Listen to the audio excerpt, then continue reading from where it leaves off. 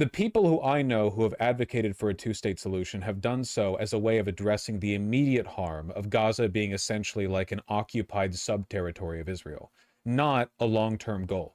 Because obviously, if you implemented a two-state solution, you would then still have a Jewish ethnostate. Like, that wouldn't change the fact that Israel, say in the West Bank, or however you drew the lines, right? Israel would still be, in law, Jewish supremacist. Like, the term a Jewish state is a dog whistle, right? Like when white supremacists say they want America to be a white country, America is already plurality white. What they mean by that, obviously, is an ethnostate. Like, duh. If a member of the AfD says they want Germany to remain a German state, like, let's not be stupid, you know what they mean. Anybody that says ethnostate, or anybody that says like Jewish supremacy, because like that's not what any of this means. It's this is just analysis done by people who are like very clearly part of the West and have never considered a frame of reference outside of their own. They're incapable of actually understanding anything outside of a very white Western imperialistic, ironically enough, perspective. Like, you can have ethnostates without thinking that you're like a racially superior people. There are multiple Arab states in the Middle East that like explicitly call out like religion or Arabness in their founding documents, in their constitutions. The idea that like Jews think they're superior and that's why they want an ethnostate is stupid. It's such a baseless, stupid thing to say. It's like, it so immediately makes it clear that you have no idea what the you're talking about. German people would be there. What they're talking about is a legal and social prioritization of those groups. Obviously, this is untenable. I don't think ethnostates should exist at all.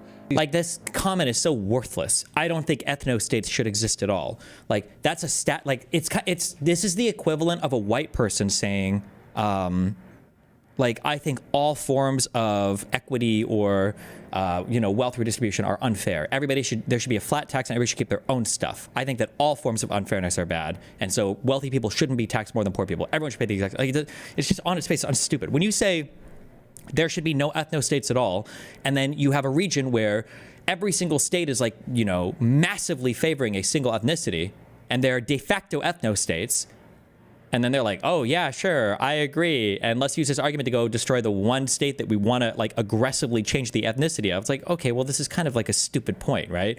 Nobody's threatening the ethnic demographics of any of the surrounding states. It's only one. So when you say, well, ethnostates are bad, but everyone else gets to be a de facto ethnostate, it's like, well, this is stupid. Believes in a two-state solution as an immediate harm reduction thing, I don't think that's Zionist.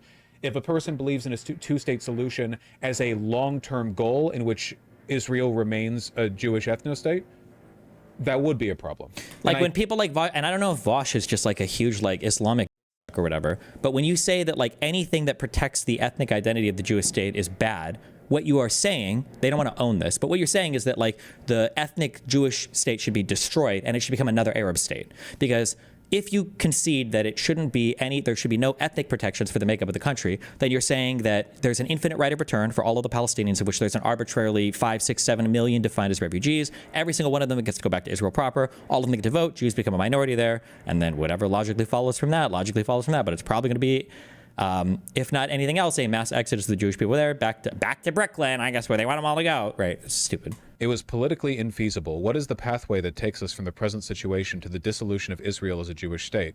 I mean, withholding support, that would be a good start, I guess. Like, maybe it would be more difficult for Israel to remain an ethno-state if they weren't backed by the most powerful country in the world who just agrees with everything they do and supports them. Probably not that much more difficult. Actual line in the sand rather than what Biden did, which was multiple red lines that he would lie about, and then when Israel did like cross those red lines, nothing would happen. That would, I mean, it would be a good start, right? Some kind of meaningful political opposition. I don't see how this could happen without either a total internal collapse of Israeli society or else, nuclear war.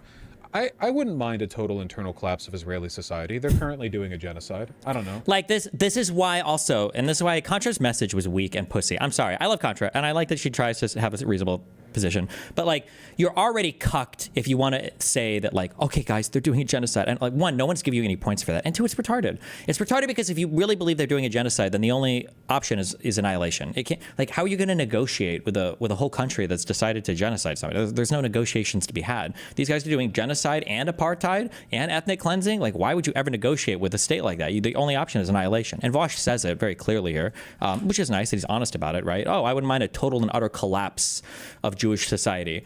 But when Syria is collapsing, it's really bad. When Yemen is collapsing, it's really bad. When any of like the surrounding Arab states are collapsing, it's really bad. But for Zionism, that's the one that absolutely needs to fucking collapse. That's where we need the regime change. It's like, really? Also, this is why Israelis listen to leftists and they're like, oh, okay, well, yeah, we do support Trump. Why would the would we ever? Or if you're even like Jews in New York looking at Mamdani, when people like this are speaking for the left, it's like, oh, okay, so you are basically like a Nazi when it comes to Jews, I guess, which is just a Nazi. So yeah, we have no desire to work with or listen to you or do anything with you because you are literally advocating for the complete and utter destruction of our society. I know we'll never get it, and the bridge has been burned for years, but an IP debate between you and Vosh would feed family. He will never debate me on this. These people do not debate these topics. Israel-Palestine is, it's like a holy text to them. They're not going to debate it. They're not going to do apologetics for it. They just repeat the propaganda verbatim because they have no understanding of any of this issue. These are all slogans and talking points. You're listening to somebody Markov chaining together different phrases that he's heard about the region. He doesn't know all about anything having to do here, but nobody that talks about this, so who the cares? Just 12% of Dem voters sympathize more with Israelis than Palestinians. U.S. voters were asked whether their sympathies lie with the Palestinians or the Israelis. 37% said the Israelis, 32% said the Palestinians, 31% did not offer. Wow, we're so close to solving Israel-Palestine if we just have a few more Hamas propaganda videos. Among Republicans, Israel remains popular. Among Democratic voters, Israel's reputation is in shambles. Just 12% of them sympathize more with Israelis. 60% sympathize more with Palestinians. Dude! It's crazy. This is unparalleled. In less than 2 years, a seismic shift. So when Contra says that there's been no consequence of the left making this an issue worth planting your feet on the ground for, I disagree. I think your criticism should lie with the Democrats for continuing to do a very unpopular support, for continuing to support Israel when it's really unpopular with their base. Like, at what point does the blame shift from the left? Like, the left has very successfully made this a generational issue. So at what point do you turn to the Democratic establishment and you say, well, it's now on you for not acquiescing? And if your answer to that is, well, it's never on the Democratic establishment because they were never going to acquiesce, then why believe in politics? Why then never advocate for anything because the system will never change? Then why talk about politics at all? Why not just like roll around in the mud like pigs? Dustin, do you have any response to Vaush's last point there? A collapsing approval for Israel among the Dem base seems like a decent starting point for an argument that Dem leaders should start shifting their messaging, not to the insane progressive free Palestine, but at least opening up the conversation to being more critical of Israel. Sure, if you want to be, that's fine. It's just, this is retarded. It's not fun to even think about like changing messaging to a bunch of fucking retards that literally couldn't find either of these countries on the fucking map.